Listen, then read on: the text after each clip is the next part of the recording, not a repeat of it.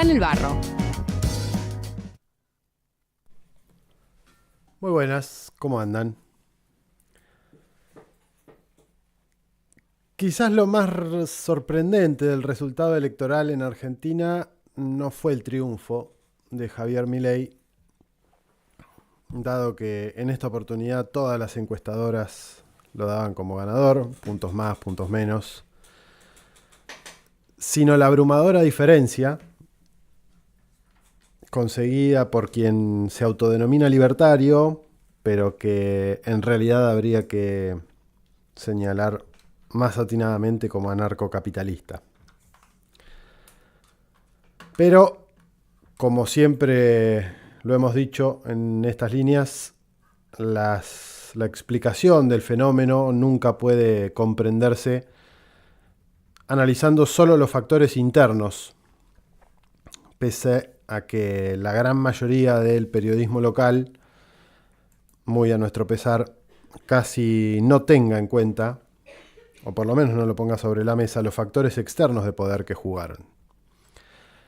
Como mínimo, no los ponen sobre la mesa a la hora de intentar explicar la realidad de la Argentina y a sus audiencias o públicos, algo que tampoco es frecuente entre quienes asumen cargos en la función pública, lastimosamente. Perón decía que la política es la política internacional, que el resto es cabotaje. Y la ecuación a veces es más simple de lo que parece. Sin información no hay conocimiento sobre los factores de poder que intervienen e influyen sobre la realidad de los pueblos. Sin analizar esa información, esos factores no se comprenden, no hay una comprensión real de las dificultades que atraviesa tal o cual gobierno a la hora de tomar decisiones. Y sin conocimiento y comprensión, la toma de decisiones de los distintos integrantes de un pueblo se realiza efectivamente de una manera parcializada, por lo cual se puede caer en la trampa que nos ofrece el poder, que es actuar contra nuestra propia voluntad. Lo primero a rescatar es que el crecimiento de las llamadas extremas derechas no es un fenómeno meramente argentino. Previamente se puede hablar de casos como el de Trump en Estados Unidos, Bolsonaro en Brasil, Kast en Chile, aunque este no llegara al gobierno, Orbán en Hungría, Le Pen en Francia, Krupala y Weiden en Alemania, Meloni en Italia, Abascal, Conde en España, que tampoco llegó al gobierno, o la victoria reciente en estos días en las elecciones parlamentarias del antiislamista Geert Wilders en los Países Bajos. Si bien cada caso tiene sus particularidades y hay múltiples explicaciones en cada uno de ellos que depende también de factores locales, algo que se puede resaltar es que en todos los casos estas expresiones surgen como desencanto ante la falta de respuestas de los partidos y los frentes electorales tradicionales. Y eso se debe básicamente, y sin ahondar mucho en las variables, a que hoy en día lo que está en crisis es el sistema mundo en el que vivimos. La unipolaridad dominante, con Estados Unidos a la cabeza y las potencias occidentales, que era lo que controlaba el mundo hasta hace un tiempo, está puesto en crisis. El techo sirio, dirán algunos, la caída de Lehman Brothers, dirán otros. Pero como se leía el analista argentino Ezequiel Vistoletti, la imposibilidad de encontrar respuestas de Occidente se debe, entre otras cosas, a la financiarización de las economías. Cuando el rumbo del país o de los países depende más de la especulación que de la producción, las personas pasan a ser un estorbo. Porque la producción o la reproducción del dinero ya no depende de lo que se produce, sino de otros factores más ligados a lo especulativo. Que China, en este contexto, se haya vuelto una potencia emergente, en gran medida es resultado de la industria y de la inversión en innovación tecnológica. ergo haberse convertido en la fábrica del mundo. Se podría agregar que, arrastrados por la locomotora china, entre otras cosas, miembros del BRICS se podrían sumar a ese lugar como potencias emergentes, algo que, si se mira en perspectiva, puede estar indicando que el ingreso de potencias energéticas como Arabia Saudí, Emiratos Árabes Unidos, Egipto, Irán, en 2024 dará un lugar mucho más preponderante a los productores de hidrocarburos de cara a futuro, algo que también hemos venido señalando.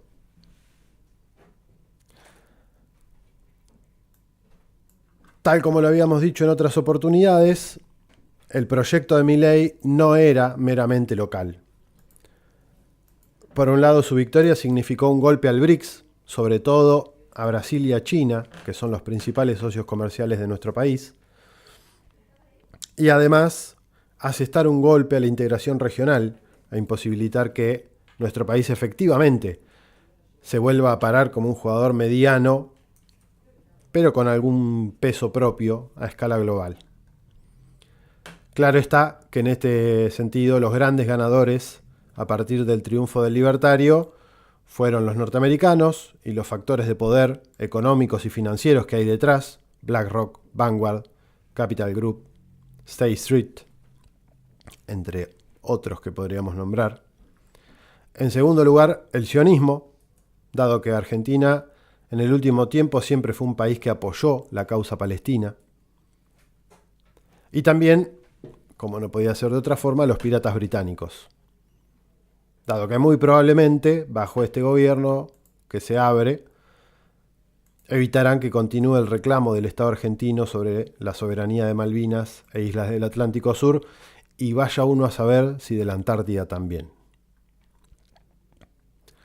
La idea de dolarización que propone Milei se presenta a contrapelo de la historia, dado que en este momento el mundo actual está desligándose o intentando romper con el vínculo con la moneda norteamericana. Ahora, ¿esto quiere decir que el favorito de la Casa Blanca era Milei? Probablemente no, porque el libertario se asemeja más con Trump, enfrentado actualmente con la administración que hoy rige en Estados Unidos. Pero a los yanquis les sirvió de todas maneras, dada su disputa global, al contribuir a robarle, entre comillas, al menos por ahora, a uno de los jugadores que en 2024 iba a ser miembro del BRICS.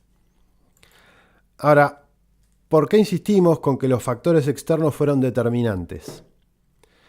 Principalmente porque sin la presión del FMI respecto de los dólares, esa deuda contraída por Mauricio Macri,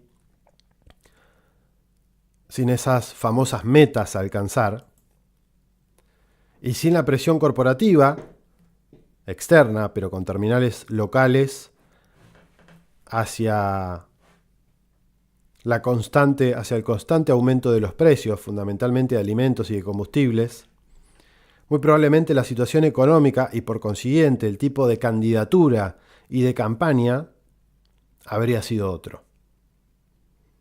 No hay que perder de vista que, entre otros factores, el elemento económico fue lo que posibilitó la aparición de movimientos reaccionarios, racistas, genocidas, de la talla del nazismo en Alemania con Hitler o del fascismo en Italia con Mussolini.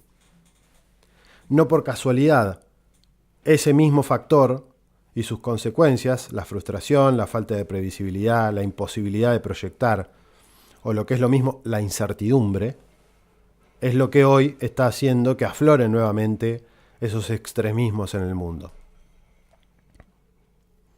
Ahora, tampoco sirve echarle la culpa o responsabilizar solamente a esos factores externos, aunque sí nos darán una perspectiva un poco más amplia para pensar y para tratar de entender efectivamente qué sucedió el 19 de noviembre pasado. Entre los elementos locales, lógicamente, por lo antes dicho, está el factor económico, la incertidumbre de cuánto iba a salir, por ejemplo, un kilo de pan o un kilo de papa al ir a comprarlo. Sobre todo en los sub 30, jóvenes que no vivieron los 90, que tampoco vivieron la recomposición que produjo el kirchnerismo y que si lo vivieron eran muy jóvenes como para poder ponderarlo en su justa medida a la hora de emitir el voto en estos momentos. Otro elemento muy ligado a lo anterior es el punto de comparación. Quienes no vieron la miseria que produjeron el menemismo y la alianza, difícilmente tuviesen un punto de comparación con esa época. Su momento comparativo iba a ser obviamente lo que había producido la última parte del kirchnerismo, el macrismo y obviamente el gobierno del Frente de Todos, donde la situación económica empezó a revertirse, pero los niveles de inflación hacían evaporar prácticamente cualquier salario o ingreso mensual. A la difícil perspectiva económica hay que añadirle otros elementos que sin duda influyeron, principalmente la falta de voluntad de pelearse con quien haya que pelearse para defender el compromiso asumido en 2019. En esa elección se ganó invitando al pueblo argentino a recuperar los niveles de vida, las perspectivas de construir un mundo más justo, algo que había sucedido en los 12 años de gobiernos peronistas anteriores, donde el salario había, por ejemplo, alcanzado a ser uno de los mayores del continente. Y ponemos en primer lugar a la voluntad política porque muchos errores parten de ese lugar. No confrontar de manera más fuerte con el FMI o con los bonistas extranjeros, decir que se va a hacer una cosa respecto de Vicentini y después hacer lo contrario, no avanzar más firmemente con la desmonopolización o desoligopolización de sectores claves de la economía como la producción de alimentos, de energía, de información o de cualquier otro hecho o de otra actividad que evite que la brecha entre ricos y pobres siga creciendo. Habrá que ver cómo se ordena y para el nuevo gobierno, cómo se ordena todo esto. Pese a que desde lo discursivo se puede decir una cosa, pero tendrán que construir gobernabilidad y mayorías parlamentarias, por lo menos para poder avanzar con muchas de las promesas asumidas si se hace vía institucional. Lógicamente que tiene poder de fuego, dado que si aprieta un botón puede desfinanciar a tal o cual provincia o dejar sin efecto tal o cual política que sin esa inversión o sin ese respaldo económico representaría tener que mandar a rever cómo se sigue con eso, y eso lo puede hacer sin tener que mandar proyectos de ley para modificar o derogar alguna de las ya existentes. Obviamente en ese contexto también habrá que ver cuánto logra penetrar el macrismo en el armado libertario. Mientras decimos estas palabras, hay una batalla campal dentro del espacio que será oficialismo desde el 10 de diciembre para ver quién ocupa qué cargo. Y obviamente la política posterior a implementarse. Habrá que ver cómo se reordena lo que a partir de diciembre será la oposición, tanto la del peronismo como la del macrismo, la del radicalismo que llevó a votar a Massa. Habrá que ver también cómo se mueven los sindicatos, las organizaciones sociales, las de derechos humanos. Y lógicamente también habrá que prestarle atención a ver cómo juegan los factores externos en la presión hacia el nuevo gobierno. Ante este nuevo e incierto escenario, surgen algunas interrogantes. ¿Cómo contendrá la protesta social el nuevo gobierno si cumple con los compromisos asumidos en campaña? Será represión permanente y persecución política y judicial para quien se plantea defender sus derechos, como ya sucedió. Ese camino tendrá consensos sociales suficientes para poder sostenerlos en el tiempo. ¿Qué va a hacer el Poder Judicial con Milei? ¿Qué va a hacer si intenta saltarse la institucionalidad? ¿Qué van a hacer las Fuerzas Armadas y de seguridad en esos escenarios? ¿Apuntará nuevamente contra su propio pueblo?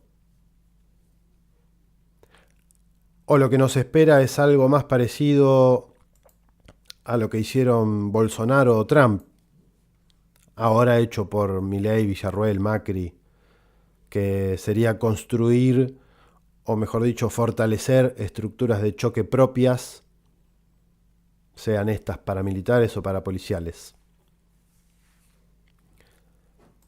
Lo que queda claro es que no va a ser un año fácil, no van a ser años fáciles los que vengan para el pueblo argentino.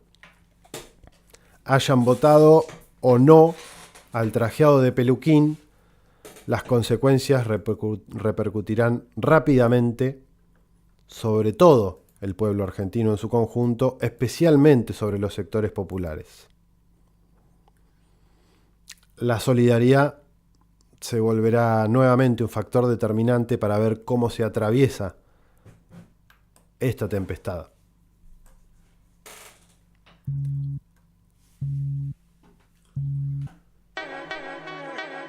A paso de hombres ciclos anuncian ciclones e ideas como capas tectónicas se sobreponen en la gran aldea. Pase y vea contradicciones.